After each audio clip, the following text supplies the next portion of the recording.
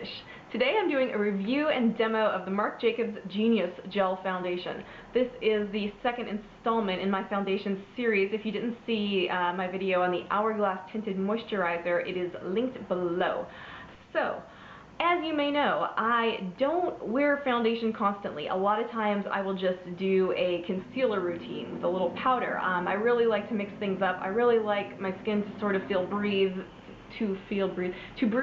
and to feel really comfortable and hydrated and to just really look like skin. I don't care if I look perfect. I don't care if I look airbrushed. That's just not my look. I think it's awesome. I mean, I would love to look that way if it were easy, but it's just not my look. And having dry skin, that is a big factor. So the less product I put over it, I don't know, the better I feel, especially in the cold winter months. So that sort of gives you the background on my skin. Now, I am going to just get right into the demo, and then I will give you my thoughts and my review of the Marc Jacobs foundation. So here goes. Okay, with this foundation I have had the most luck using my fingers, which are almost always my favorite foundation tool, and this flat foundation brush. So that's what I'm going to do, in combination, of course. So I like to start out just dotting it in the places where I want it most concentrated, and I go right up in on my eye bags, really, on those like areas right under my eyes where I generally put concealer. And when I do a really nice foundation application, and if it's a nice foundation, I can sometimes skip concealer. I might do a little highlighter. It just sort of depends. Okay, so I started out with that much. Actually, it seems like I have a ton on now, and we'll see when I start to blend. This stuff feels very light and fluid, almost a little on the watery side, texture-wise, I would say. And it seems to sort of effortlessly glide over your skin. But, I don't know, for me, like, none of that really matters until it comes down to, like, blending it in and getting it really worked into those pores. Now, obviously I did my eyes, but I have nothing on my face aside from sunscreen, moisturizer, no primer. I almost grabbed some Professional to put right here to hide these large pores, but I didn't. I think you get a look at how the foundation performs when you don't, give it the assist of a primer. Okay, I just stopped the camera for a second and got really close and kept kind of patting it in with my fingers, but I spent maybe 30 seconds doing that, and I hardly even had to use the brush. I just kind of like it as a little security blanket, but this stuff goes on quickly, and it kind of starts to set kind of quickly, but yet you can still blend it onto your face without getting weird streaks and uneven marks or anything like that.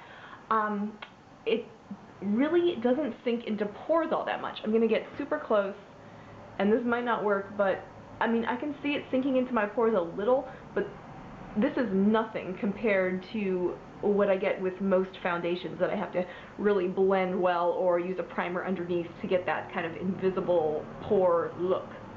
So that's really it. For me, that is such a fast foundation application. I mean, that took like 1 to 2 minutes, I think, unless I'm totally like losing time or something, but you'll see as you watch the video. But yeah, it's so quick, and I think it does a really nice job of evening out my skin tone, but you can still see my skin. I think to the untrained eye, this kind of looks like real skin. It does a really good job of neutralizing the redness that I get under my eyes where they get puffy, and it kind of reduces that puffy look to me and evens out, the red, bluish kind of tones under the eyes. It doesn't completely cover the redness that I get on my nose, maybe here, really right here. But again, that's sort of like natural. That gives you that natural finish, and yeah, I keep wanting to glance down into the mirror, but I really like it, and I didn't add any more aside from the foundation you saw me dot on right at the beginning. And there you go. I'm going to finish my makeup and wrap this up. Okay, here I am with my makeup finished. All I did was add blush, a little bronzer around the periphery of my face, a little highlighter right here, and of course lipstick. Okay, so let's talk about this foundation. I really, really like it. I think it does exactly what it says in the description, actually. And in case you don't know, this is available exclusively at Sephora, and it costs $48 for 1 ounce. So it is very expensive. It's definitely a luxury foundation. I think it might just be worth it. I've never used anything quite like it. And what they say in their exact words in the description is, it's a natural veil that never settles into fine lines, it's weightless. I think that is absolutely true. As I've worn this 3 days before today, all day, and I cannot feel it. Like, once I put it on, I just can't feel it, and it looks nice all day. I never notice any oxidation or weird patchiness or anything like that. They also say that it is infused with a soft focused powder to reflect light and minimize imperfections. I think that's true, and I think you can see that. Hopefully you could see it on camera when I first apply it. It does really have a nice soft blur without completely covering your skin in product. Okay, they also say revitalizing multivitamins provide supreme hydration for even application and luxurious wear. It's very hydrating, or at least it's not dehydrating. I think this is a great foundation for people with dry skin, and I've been testing it out in the dead of winter, and it feels so comfortable. It might be one of the most comfortable foundations I've ever worn in wintertime when I am so dry. And my skin is not great right now. Like, anything I put on, it really sort of catches in like little dry patches. I mean, it's not bad. You really can't see it unless you're up close. Like, I'm the only one who can see it. But this foundation, it works beautifully despite my skin not being at its very, very best.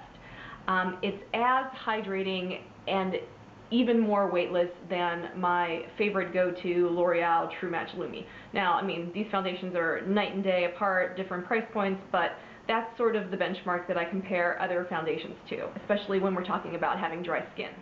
I do want to talk real quick about the level of coverage with this foundation, and what's interesting to me is in the description on Sephora.com, they don't say it's a light to medium but buildable, or, you know, you get that a lot with a lot of foundations. It doesn't specify what kind of coverage it is. I would say it's light to medium, maybe emphasis on light. I think if you really want to cover and really get that perfect canvas, you're going to be disappointed in this foundation, and the negative reviews that I've seen of it had a lot to do with that. I think it is buildable, but if you want to build this up to a good solid to medium coverage to maybe full coverage, you will use a ton of product and spend a ton of time, and who wants to do that? You know, just buy a full coverage foundation instead. So the coverage level could be a factor for some people. If you like a light coverage, I think you will love this. I love it. I love the natural look, the natural yet perfecting look that it gives. I love what it does under my eyes. I want to emphasize that I do not have any concealer or brightener or anything else under my eyes aside from this foundation, and it just makes a night and day difference to me. So it does really fix the imperfections, but it does not provide medium or full coverage, not even close. Okay, to sum things up, if you want a luxury foundation with light to medium coverage that has anti-aging benefits, which it doesn't specify exactly what those anti-aging ingredients are, but supposedly they're in there. If you want that, then this is a good choice for you. Of course, go get a sample. I am in color shade 34, actually, which I believe is called medium beige. 34, and I got my little sample with the girl did like the color matching machine technology on me, and I think it's a perfect match. Actually, this has a really nice shade range, this product, so that's good. Go get your sample and try it out if you think it sounds like it's for you.